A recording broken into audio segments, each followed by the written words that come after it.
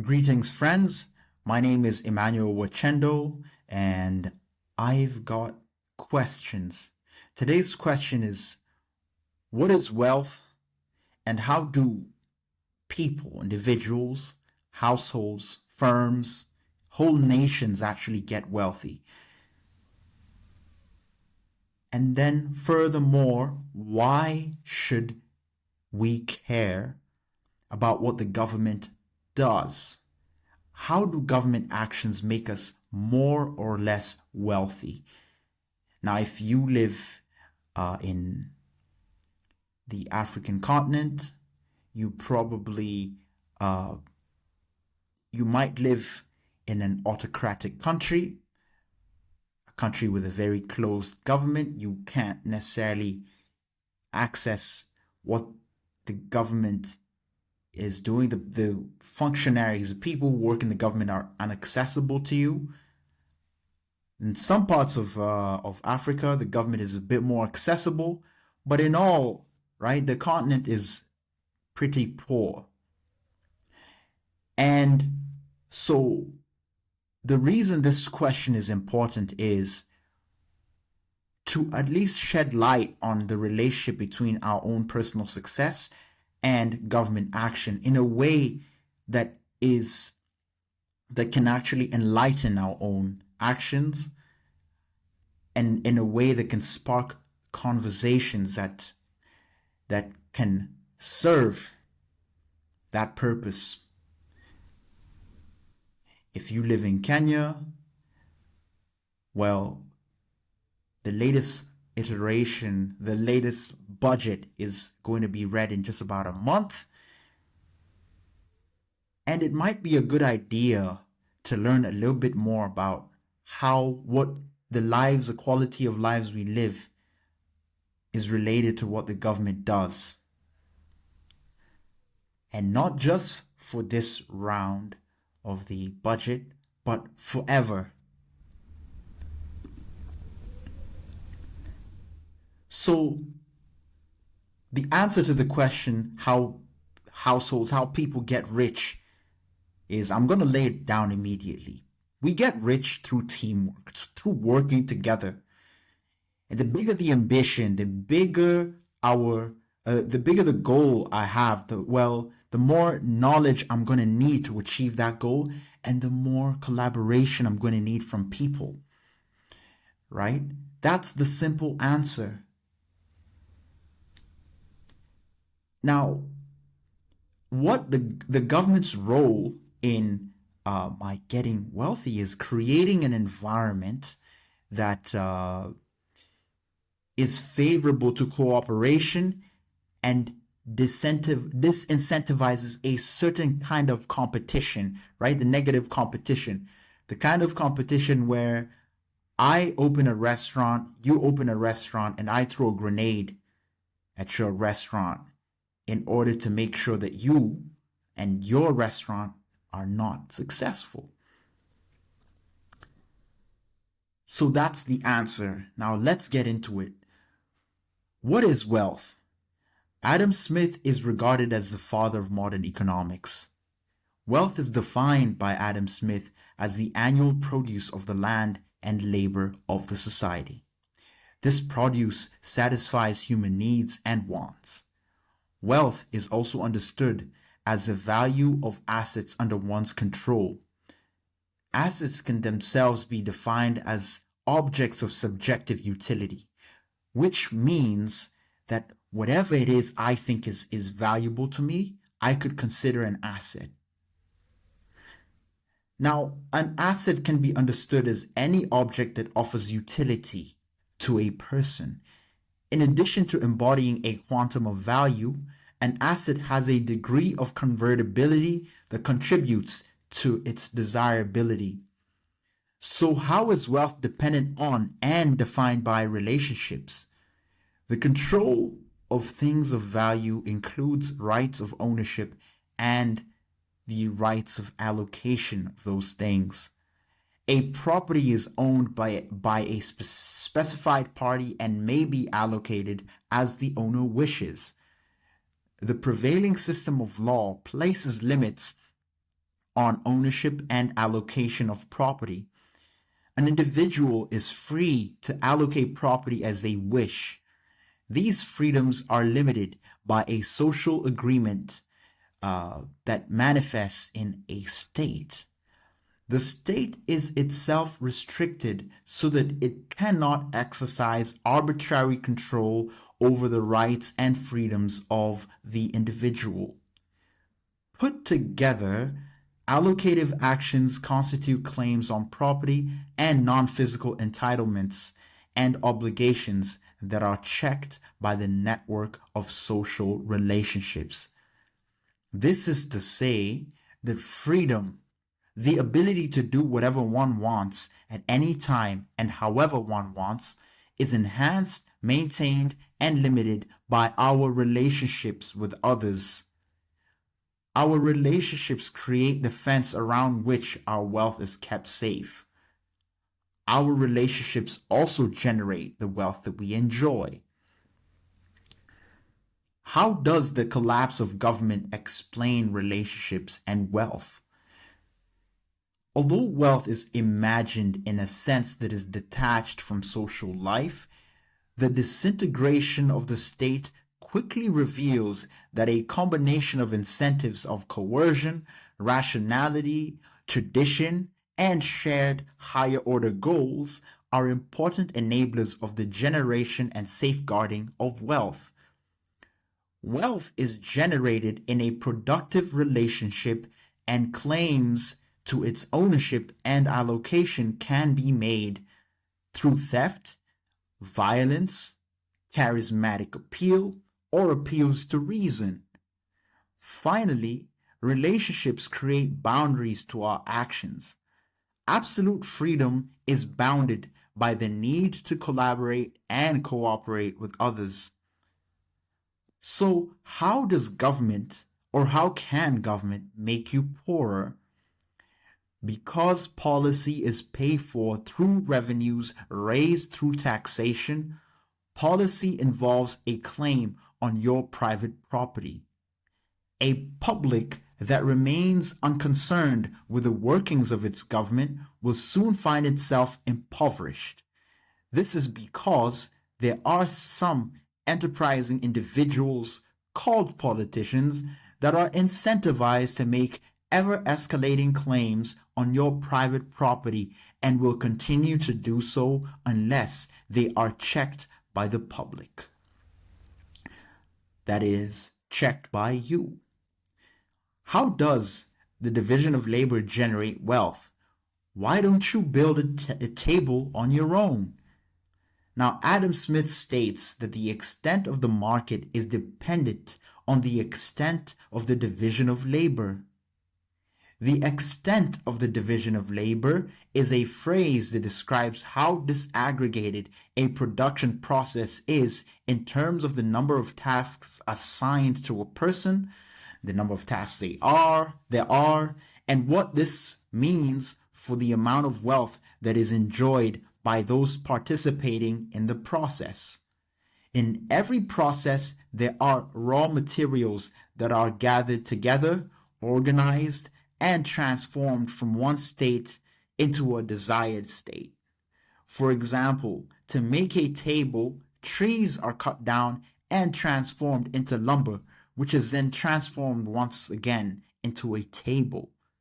This process involves a lumberjack who cuts down the trees and turns them into lumber, and carpenters who turn the lumber into tables. Furthermore, the process may also involve lorry drivers who transport the lumber from the forest into the warehouse where it is stored until it is transformed into a table by a carpenter. If one gets even deeper into the weeds, there are manufacturers of nails and other inputs that will help hold the table together. If one person had to cut down the trees, turn them into lumber, carry them to a warehouse, turn them, and then produce tables and chairs out of them alone, making tables would be a tedious process, right? Carpentry wouldn't be attractive. In fact, all other economic activities, all other activities in general would not be as attractive. You couldn't do them to that the degree to that high degree. Furthermore, if the carpenter had to build his own chainsaws, tough clothes with which to engage in lumberjacking, trucks to carry the lumber, and then tools to transform the lumber into wood and then into tables and chairs, the whole enterprise would be excessively tedious. In fact, the carpenter would resort to building simple, poorly made tables and chairs on which to sit on, simple, poorly made clothes to wear, simple, poorly made tools, simple, poorly made wheelbarrows, etc., etc., with which to complete the process of production. This was the very predicament faced by prehistoric man when, say, 35,000 years ago, he engaged in the enterprise of growing his wealth. Today, due to the process of the division of labor, which leads to specialization, individuals can consume and enjoy the wealth that others produce. Now, wealth, human ambition, and teamwork. Finally, human beings are different from any other being in nature because they can imagine complex things and come together and build those things. Furthermore, because the most complex things, that is, the things that require a lot more transformation than a simple table, cannot be built alone. Human beings have an incentive to subordinate their aims to the singular objective of building something complex together. This is a direct repudiation of a certain notion promoted by say, political scientists, for example, at least some of them, that man has only his self-interest to drive him forward. In reality, man is driven to join others to build something bigger together. The division of labor is driven by shared ambition. The greater the ambition, the greater the number of people that must share in that ambition in order that it be actualized. In a sense, taking the utility of the ambition for granted, the scale and complexity of the ambition is directly correlated with the number of people that must choose to come together to meet that objective. Ambition here can also be considered as a stand-in for wealth, with scale and complexity of ambition correlating with the scale and, say, the depth of wealth generated. Put together, this implies that an individual becomes wealthy when they optimize resources that they will deploy in a productive process, including by engaging in the division of labor, deepening and widening their level of expertise both at the individual and the group level through sustained engagement with a wide range of difficult tasks to a deep degree of knowledge.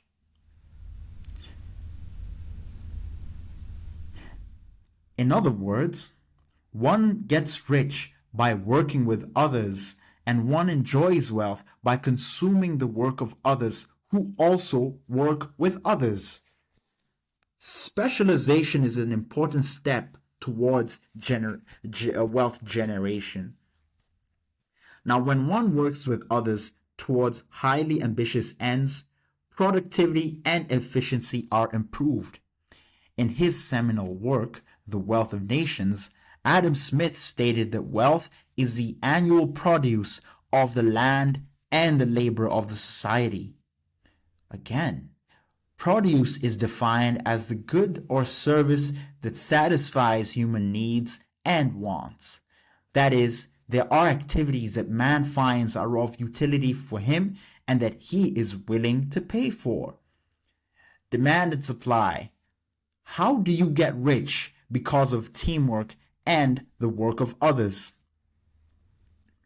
If a woman has an interest in certain things, and she is able to make a legitimate claim for, say, that thing, that is, if she can afford to obtain the thing through the legitimized means of purchase. If she can buy the thing, then that thing is valuable to the woman and she has generated demand for it. If someone or a group of people have an interest and an ability to produce that thing that the woman wants, the group constitutes an entrepreneur, a firm, or a group of firms that can generate supply for that thing. In other words, wealth is generated where supply meets demand, where producers can effectively produce what consumers can effectively ask for, and producers optimize their resources and manpower through the division of labor and specialization, and are therefore efficient and productive. The division of labor and specialization allow for products that could not be produced without collaboration of vast networks of highly knowledgeable people. iPhones, Gucci bags, luxury sedans, and flat-screen televisions that have become such a feature of modern life were unavailable to kings of old. Furthermore, whereas in the recent past, products like flat-screen televisions were available to the wealthiest at very high costs, these same devices are available to the poorest among us at much lower costs. This means that people have become wealthy, or rather that people become wealthy when they work with others to do hard things and solve hard problems for people who regard these problems as of the highest importance. Furthermore, this means that people also get wealthier because other smart people are willing to work together to solve very difficult problems. If I buy a Swiss watch,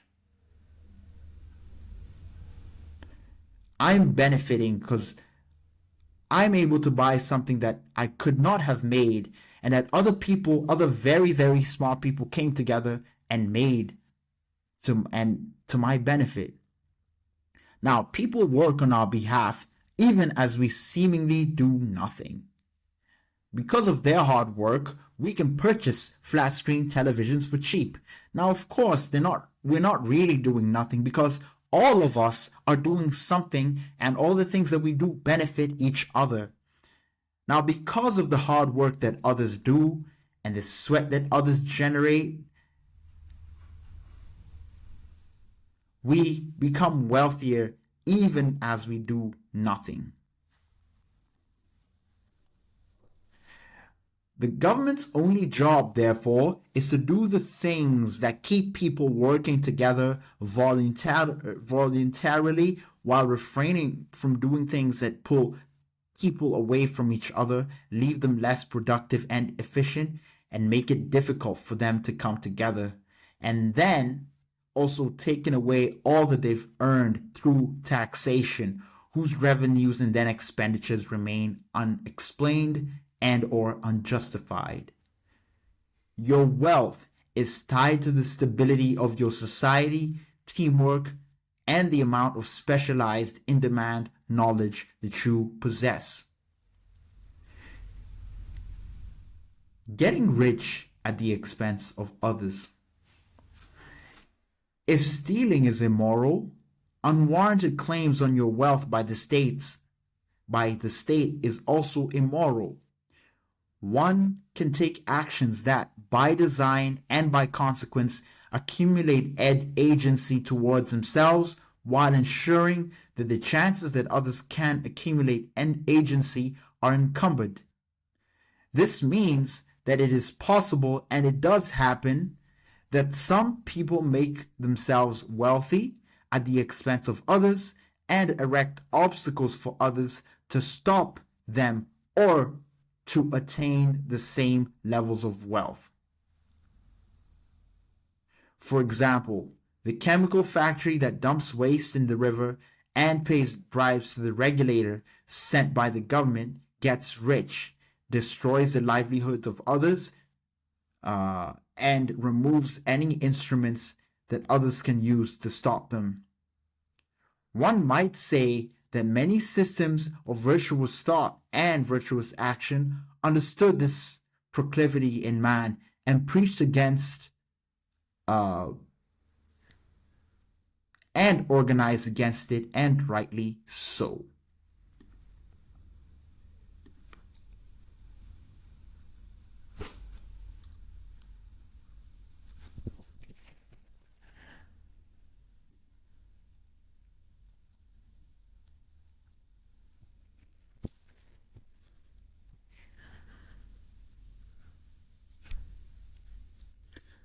We are rich because we can enjoy the division of labor of others. Thank you.